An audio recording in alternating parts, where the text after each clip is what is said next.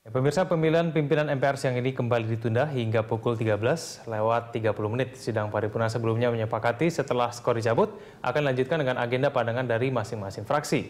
Dan kita kembali lanjutkan dialog special report pemilihan pimpinan DPR masih bersama dengan saya Pak Kodari. Ya. Pak Kodari, tapi kalau dari kacamata koalisi merah putih sekarang, kalau kita cermati memang dia sudah melihat ada tanda-tanda dari P3 akan bisa saja nyebrang nih. Nah, kalau dari menurut Anda ini kacamata dari koalisi merah putih lebih baik mereka negosiasinya seperti apa nih kepada P3 ini?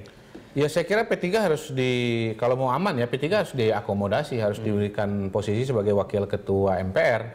Persoalannya kan kemudian siapa yang akan dicabut jatahnya gitu. Dengan konsekuensi menerima Osman Sabta berarti. Satu-satu dulu kita bicara mengenai partai dulu ya. Nah, partai yang ada sekarang kan susunannya itu adalah Golkar, kemudian Demokrat, lalu PAN, lalu kemudian PKS gitu. Gerindra sendiri sebetulnya sudah mengalah, tidak masuk dalam pimpinan MPR begitu. Nah, saya kira salah satu harus ditarik. Kalau kita bicara kursi, ya kemungkinan yang harus ditarik kan PKS gitu.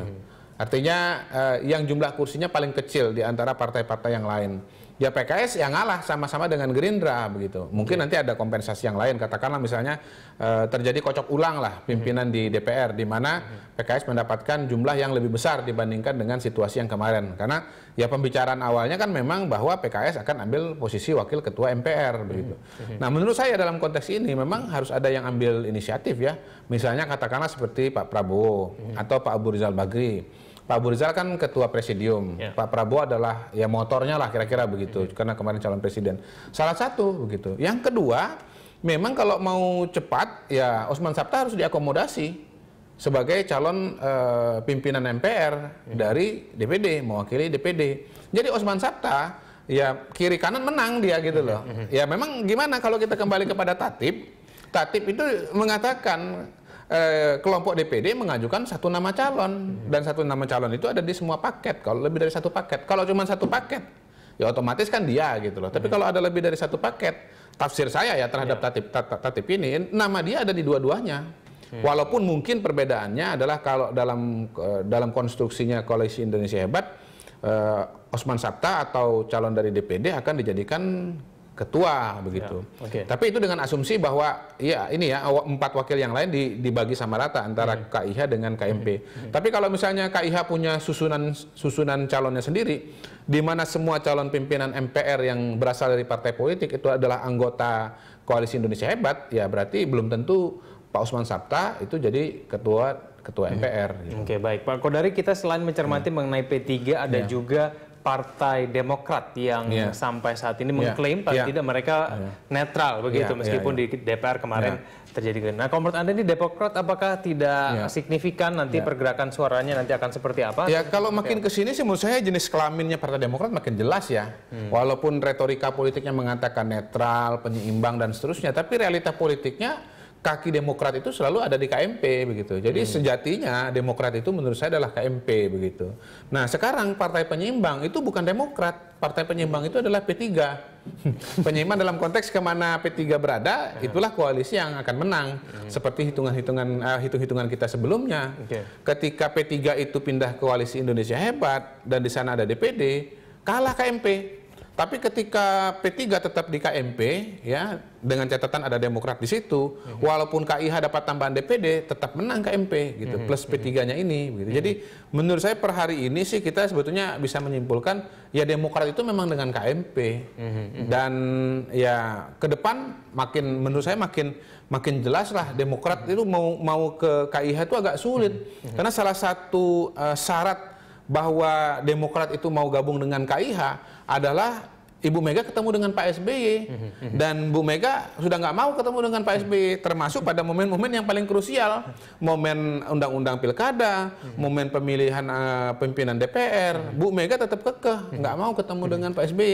Jadi ibaratnya ya diterimalah sebuah realita keadaan politik. seperti itu yang kita soroti kemarin, bahwa peran dari ketua umum masing-masing partai. Apakah memang peran ketua umum dari masing-masing partai itu juga dibutuhkan pada saat sekarang ini? Kalau kita melihat seperti Anda bilang tadi, mungkin Ibu Mega masih belum mau bertemu, Pak SBY masih sibuk mengkonfirmasi bagaimana melakukan perpu dan segala macam. Dan ini menurut Anda tidak adakah yang bisa dilakukan dari ketua umum partai paling tidak untuk membuat peta politik Ya kembali kepada penilaian masing-masing ya dan motivasi masing-masing.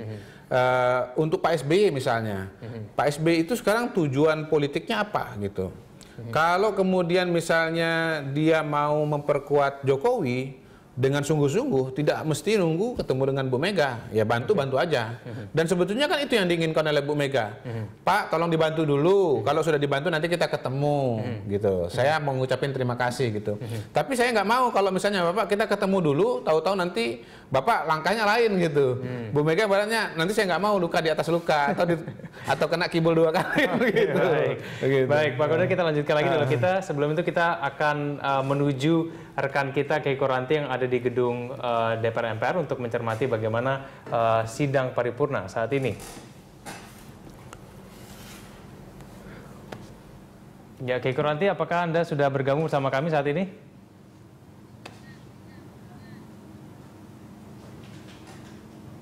Keiko Ranti? Baik, tampaknya komunikasi kita dengan reporter kita yang di lapangan terputus. Padahal saya ingin menanyakan tadi, sejauh ini kemudian nanti pergerakan politik akan seperti apa? Karena kan kita masih kabur sekali nih ya, Pak Kodari, ya, bagaimana pergerakan tiap partai politik. Tapi saya ingin melanjutkan lagi kemudian. Kalau kita berbicara tiap ketua umum ini masih kita belum bisa juga membacanya, pergerakannya akan seperti apa. Lalu kemudian yang kita tentukan tadi yang sudah kita sepakati bahwa peran P3 yang begitu besar. Melihat kubunya yang sampai sekarang juga belum bisa ditebak begitu ya, ada Emron Pangkapi dan juga ada Romi di situ, sisi lain juga masih ada yang Prabowo. Tapi kemudian kalau menurut Anda yang menjadi penentu dari P3 sendiri suaranya akan kemana itu siapa? Apakah itu Surya Dharma Ali ataukah itu nanti Emron Pangkapi? Iya, ya memang disitulah kesulitannya teman-teman P3 yang ada di KMP kan juga bingung ini mau memperlakukan P3 ini seperti apa. Kita kasih jabatan nanti separuh badannya ke sana, kira-kira begitu. Tidak kita kasih jabatan kok mau lari gitu. Ya itulah situasi di mana sebuah partai sedang mengalami konflik, agak sulit bagi pihak luar untuk istilahnya percaya omongan siapa dan yang mana gitu. Nah, Pak Saiful Tamliha sudah mengatakan kepada saya dalam dialog di tadi pagi, dia mengatakan kami ini sudah membuktikan berapa kali walaupun kami punya problem di dalam, tapi secara keluar itu kita solid misalnya. Dan itu terbukti ya waktu Undang-Undang Pilkada kemarin. Ya di luar dugaan, solid sekali begitu loh. Yang kedua, dia mengatakan kami sudah ada gencatan senjata.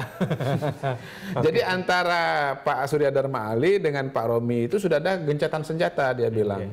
Dan memang ada indikasi seperti itu kalau saya lihat. Karena apa? Baik dari kubunya Pak Surya Dharma maupun dari kubunya Pak Romi, kelihatannya memang menyebut satu nama yang diajukan sebagai calon pimpinan MPR, yaitu Pak Hasrul Azwar gitu. Kalau mereka tidak kompak, kemungkinan kan muncul 2 nama begitu. Jadi sebetulnya sekarang menurut saya pertama kuncinya adalah apakah KMP sudah bisa percaya bahwa memang P3 itu solid bersama mereka.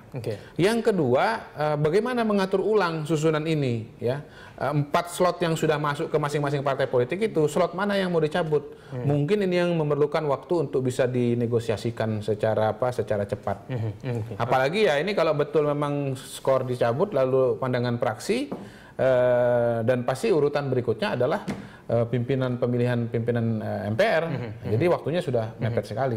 Ada juga yang menarik Pak Kodari, kalau misalnya nanti akhirnya skenario-nya berakhir dengan voting, ada juga pilihan voting terbuka dan juga voting tertutup. Kalau menurut Anda ada bedanya kan nanti kalau voting terbuka? Setahu saya selama ini di Tatip itu kalau memilih orang dia akan dilakukan secara tertutup. Kalau untuk memilih kebijakan itu dilakukan secara terbuka.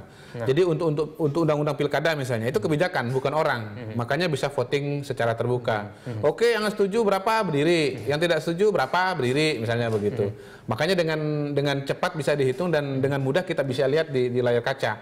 Misalnya dari Partai Golkar ada 11 yang menyatakan menolak pilkada oleh DPRD misalnya, itu kelihatan. Tapi kalau untuk orang, dan saya kira pimpinan MPR ini diperlakukan sebagai orang, bukan sebagai sebuah kebijakan atau sebagai sebuah konsep, maka kemungkinan votingnya nanti akan tertutup. Dan ketika voting itu tertutup, makin liar lagi itu.